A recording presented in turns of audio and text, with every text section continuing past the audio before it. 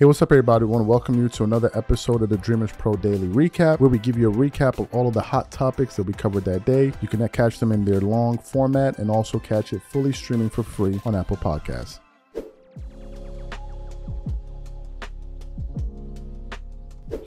This was a topic that I was unsure about covering.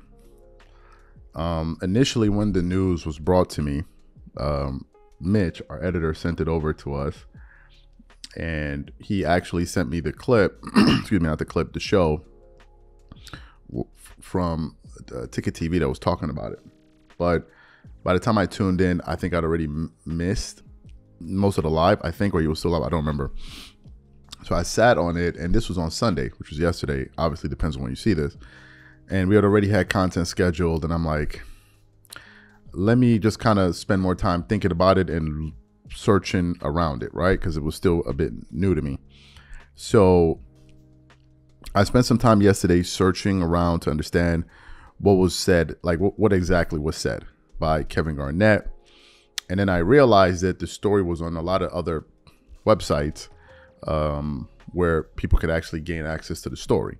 And as a matter of fact, that there was an actual audio of Kevin Garnett saying that. It's not some article for some quote somewhere, we don't know. It was actually Kevin Garnett using his own two lips to say what he said. So I saw the clip, and I was like, I was taken aback, right? I was taken aback by it for a few reasons that I'll get into momentarily. So what we want to do is want to play exactly what Kevin Garnett had to say here, and then we're going to come back and really get into this thing. Take a listen to what Kevin Garnett had to say there. Bryant get a bucket on Bryant right now? Yeah, he can get a bucket on Bryant right now. Nope. He can get a bucket. No way. Nope. He can get a bucket on Bryant right now. 25. No, I didn't say he ain't. I don't care what he's doing, but he ain't sliding, playing at that all defensive level. 25. Nah. Lord, 25. You still, Lord, he dunking? He's still dunking the ball with. I'm saying that Bronny can get a bucket on Bryant. I'm saying he can't. One rollout, get a bucket. 3 dribbles? No way. I'm talking about. He can get a bucket on him. Man, come on, that little dude is explosive, bro. He is, but you seen his dad on that balcony. He on that new juice that sliding like he used to. So you heard what Kevin Garnett had to say. Now, first of all, I want to be 100% clear with you. When he said balco, I actually wasn't sure what it was, so I did some quick research. I want to read a little bit for the audience that may be unaware of what it is. The balco scandal was a scandal involving the use of a banned performance-enhancing substance by professional athletes. The Bay Area laboratory cooperative Balco was a San Francisco-based business which supplied anabolic steroids to professional athletes. In 2002, the U.S. federal government investigated the laboratory, and some things happened after that. There was an investigation, and some pretty prominent names were banned or were reprimanded for using it. Just to give you some names, Jason Giambi, Barry Bonds, Marion Jones, Bill Romanowski, and I think some other people out there. So these are some big names in the sports world. Back to what Kevin Garnett said. I want to take you guys through my reaction listening or watching Kevin Garnett say that. When I saw KG say that, a few things stood out to me. Number one, this is Kevin Garnett that said this. It's not like as if I said it, some other journalist said it, some article said it. No, we're talking about a Hall of Fame NBA player, top 75 guy that played in the NBA for quite some time, that played against LeBron and all of that. We're not just talking about some dude, some 6 man on the bench that played 4 years in the NBA that nobody talks, that nobody knows about. We're talking about a league MVP in Kevin Garnett. So for Kevin Garnett to say that, he's a credible source because he's somebody that played in the league. And I want to make it clear to the audience here, there's a lot of information that people behind the scenes are privy to that us and the public are not privy to. You would have to be naive to assume that everything you're told, you think that's the full picture. You would need to be very, very, very naive to believe that. And that goes to sports, politics, entertainment, any other field. You would have to be really, really anything to believe that, oh, everything they're saying is the whole entire truth. It's not even close to it. So that's the first thing, the source, which is Kevin Garnett. Secondly, was the reaction of Paul Pierce. If you saw the clip, Paul Pierce had actually zero reaction to what KG said. And I thought two things. I thought, number one, either it was common knowledge and Paul Pierce knew it. Because if you say something, I'm going to be like, damn, really? So if I didn't know it. Or two, he probably is aware of it and just played it off like he didn't hear it. Now, why is all of this damaging to LeBron? It's damaging to LeBron because there have been whispers throughout his career of this type of thing. I want to read from an article from Deadspin. And the article says, this article is published on September 13, 2023. It says, LeBron James' wife and two associates named in federal PD investigation. Unearthed documents from Biogen's case claim King James didn't buy steroids, but his business partner and trainer dealt directly with mastermind Anthony Bosch. Article then continues on. There hasn't been a performance-enhancing drug scandal in basketball, at least not to the level to say like the likes of Balco and Major League Baseball. As close as we came was when the NBA started testing players for HGH before the beginning of 2015, 2016. The trendy thing to do online at the time was to look at players' physiques and see which were noticeably slimmer.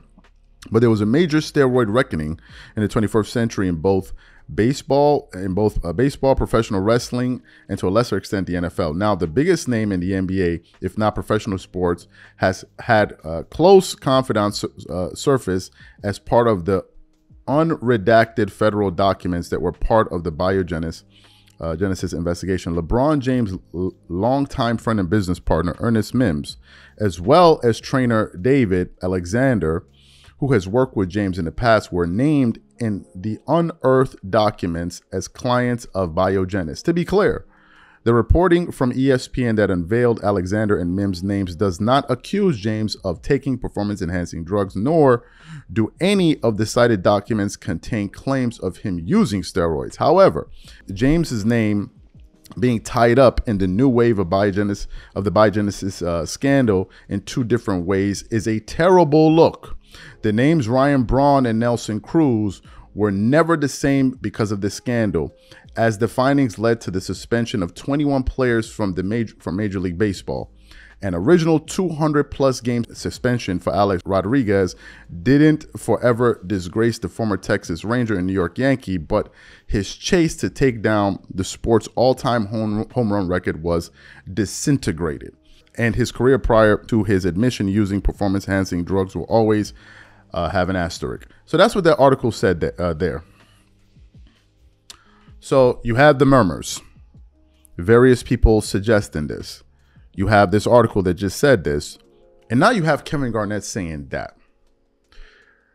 This is very damaging. Now, here's what's going to make me believe that maybe there's some legs to this story. If no big media corporation covers it, then I know that there's something here. If no big media corporation, Fox, ESPN, and whoever, ABC Sport, whoever, MSN, whoever, if they don't even touch this story, then, you know, there's something going on here. Because you would at least talk about it. But if no one talks about it and they act like as if it wasn't said, then it makes you begin to wonder why, right? The fact of the matter is this has always been a speculation about LeBron, the same way people speculated that Michael Jordan got his own father, you know what. So LeBron wouldn't be the first person to have some egregious speculations about them. But it's a bad look, right? It's a very, very bad look. And I was surprised to hear Kevin Garnett say that, right? I was surprised. I've been one person, I don't know much about this stuff, but I've been one person that's been asking myself, how was LeBron able to do what he does at his advanced age? I don't know how he does it. Everyone seems to be getting older, but somehow he's still stronger. Like, I don't know how he does it. Maybe experts will explain to me, but this is a very, very, very bad look. Very, very, very bad look. To hear Kevin Garnett say that, I think he had a slip up.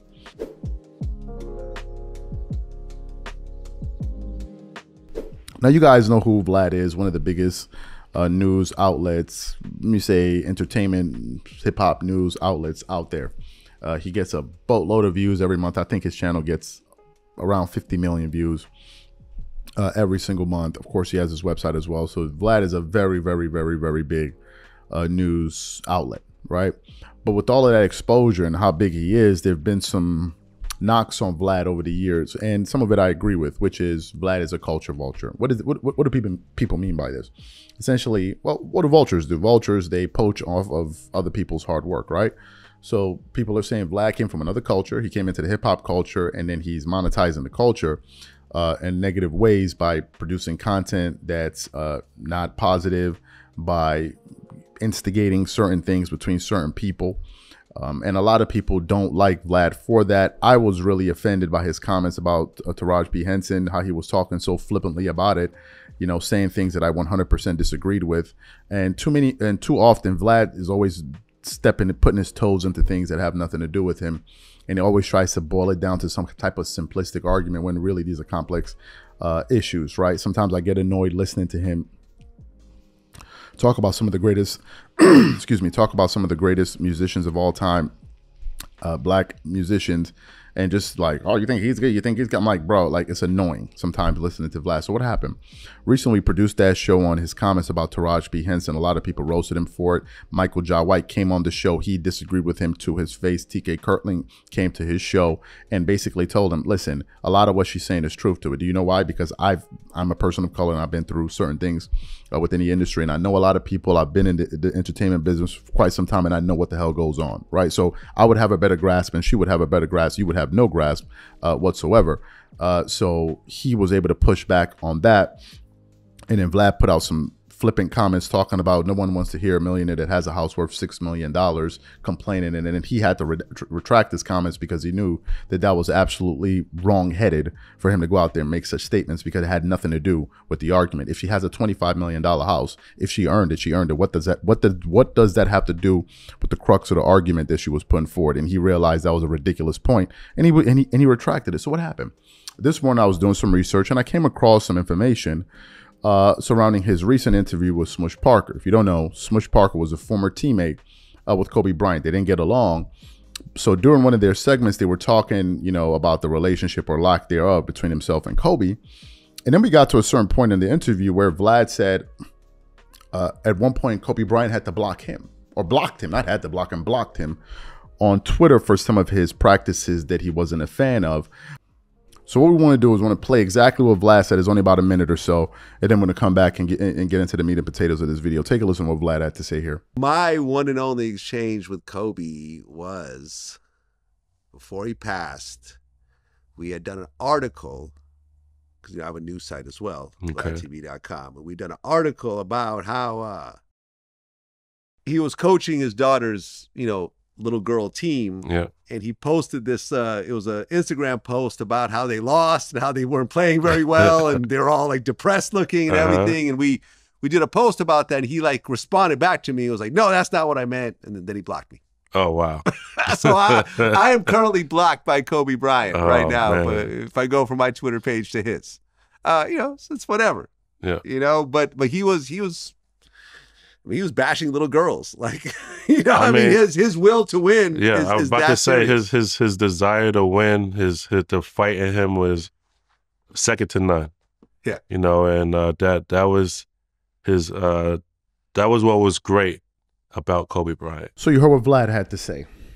What are my thoughts on what he had to say? Listen, you heard the story that he was trying to create some drama because Kobe Bryant was hard on the girls' team that he used to coach. As you guys know, Kobe coached young girls to play basketball, including his late daughter, Gigi.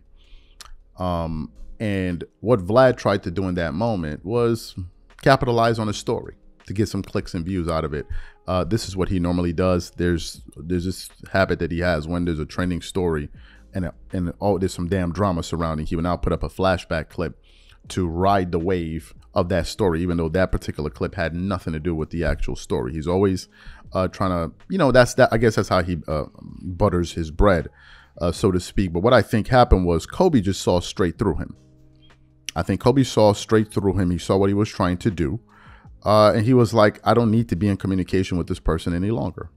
Period. He just said, I'm done. I don't need to communicate with this guy because I know what he's trying to do. Now, why would Kobe do that? Because Kobe understood his intent. Kobe wasn't trying to promote second place prizes and do all of those stuff. He was expecting more out of his team.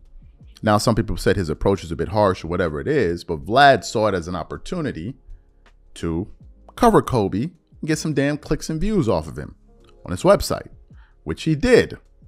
And then Kobe had to text him and say, listen, I don't appreciate the way you're doing things based on what he said in this audio. And then he decided to block him. Do you know what it takes to block somebody? Especially given this context. Do you know what it takes? It's one thing if you disagree with the person, you go back and forth and you leave it alone. But to block a person and for Kobe Bryant to block you, think about that. Kobe Bryant to block you. Kobe Bryant, who seems to be a pretty tolerant person to things that are annoying in terms of like everybody can be themselves and be who they are. I'm just not going to be associated with you. But to go to the extent to block you, it means you really rubbed him the wrong way. And number two, he saw exactly what you were doing, which is stirring up some damn drama for some damn clicks and some damn views. Right. And this is something that a lot of people have taken issue with Vlad, which is you bring guests on. What Vlad does, he's a typical instigator. We all went to school with people like this. Right. He'll sit down in a chair. He'll be talking to one person. He'll say, oh, what do you think about so-and-so person? Right. And he's usually a rapper, most likely. What do you think about so-and-so person? The person will say, oh, I don't know. I think this and this and this and this and this and this and this, right? The person is answering the question. Then what happens? The person that this guy was just talking about, he'll bring him on the show. And he'll say, hey, you know what? Let me play what some of this person said about you. And then this person, if he doesn't like what that person said, he will then now react. It will stir up drama. And then all of a sudden you got a lot of clicks and views and you just sit back cashing checks and act like you don't know what's going on. Look at the Boozy situation with him and T.I. Him and T.I. was supposed to have an album. That album fell apart based on comments that Boozy said on Vladtv. Because he asked him something, Boozy had a knee-jerk reaction. Some people may say Boozy should have had a more tempered reaction. Nevertheless, he did. And then that entire project went up in flames. Who benefited from that entire situation? Vlad. Because he got the brunt of the views. Now some will say, oh, he paid Boozy. Yeah, he paid him for that job, but you get the revenue off of that interview plus the subs that can give you more views in the future. Vlad won. And this is Vlad's MO, and I think Kobe saw straight through that and he said, listen, I don't want to be connected to this nonsense. You know, I don't want to be connected to this nonsense, but people do what they do for various reasons. They have the reasons that they do it. To me, I just thought it was pretty telling that Kobe said, nah, I'm good. No need to be annexed to this particular brand of sports or of news coverage. So good for him.